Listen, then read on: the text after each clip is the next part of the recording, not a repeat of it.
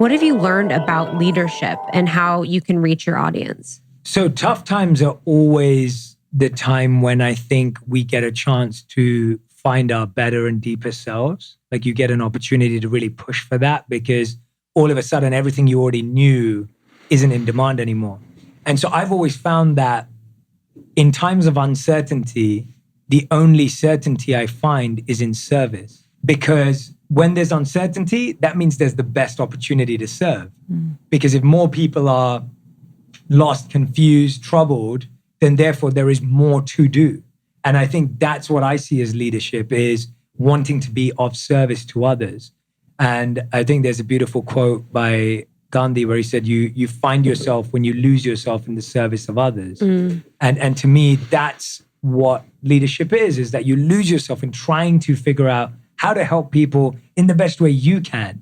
And I think for me during this time, especially in 2020, I was looking at around what all the other people were doing. And I was like, well, I can't sing like John Legend or play the piano. I can't do that, but I can teach meditation or I can teach mindfulness. And so for me, my form of wanting to serve was, well, why don't I offer people their 20, 30 minutes a day at the beginning of the lockdown where they can find their peace, they can find their calm, they can kind of get their stillness and declutter. And then hopefully they'll have the clarity to take whatever steps they're going to have to take, because I can't solve all their problems, but I can help them have the clarity that they'll know what to do next. And so that's why we started we did 20 days of meditation. And my only intention was, I just want people to have one part of their day which isn't bombarded by the news, isn't bombarded by the worry, isn't them on a chat thread that's just full of worry and anxiety. Or being on a Zoom call. Call, exactly. Or whatever maybe. This is their one time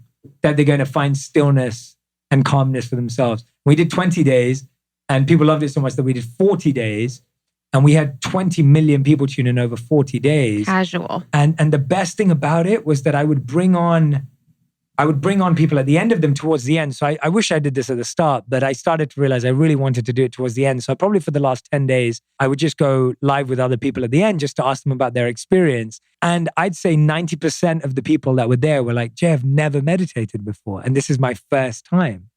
And I was thinking, that's what service and leadership is you're giving people new opportunities and allowing people to have new experiences. So to me, leadership is not about being at the front or guiding everyone or saying the best thing. It's just finding your way to serve. Yeah, I found, that simple question of like, how can I serve? Whether it's a prayer or just like kind of reflecting and journaling about it has been so important when I feel my ego getting in the way. Whether it's like, well, why didn't more people tune into that? Or did people even like that? Or, you know what I mean? And it's just such a really powerful antidote.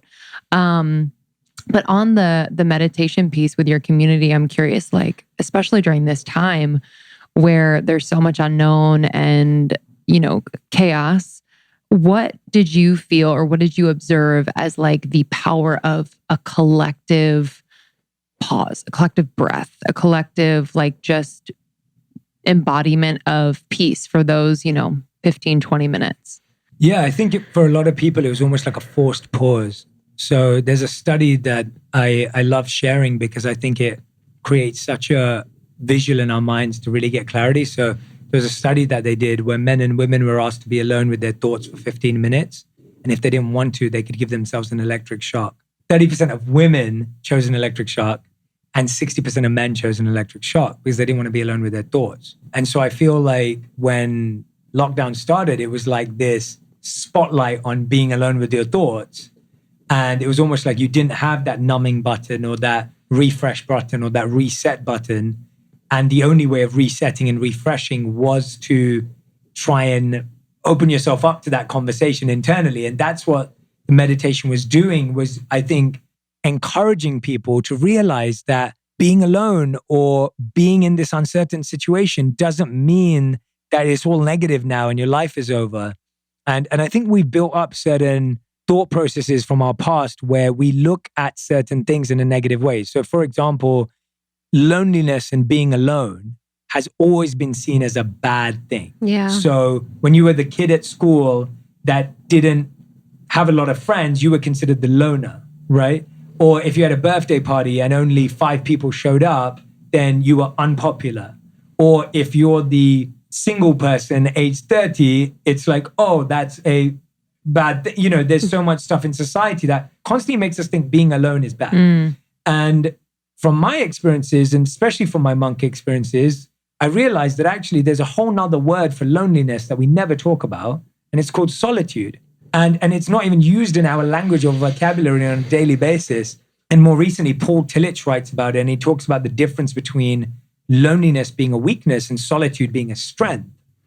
And so for me, I think it was the first time where people started to realize that they had the opportunity to discover their strength. And hey, being alone is not fun at all.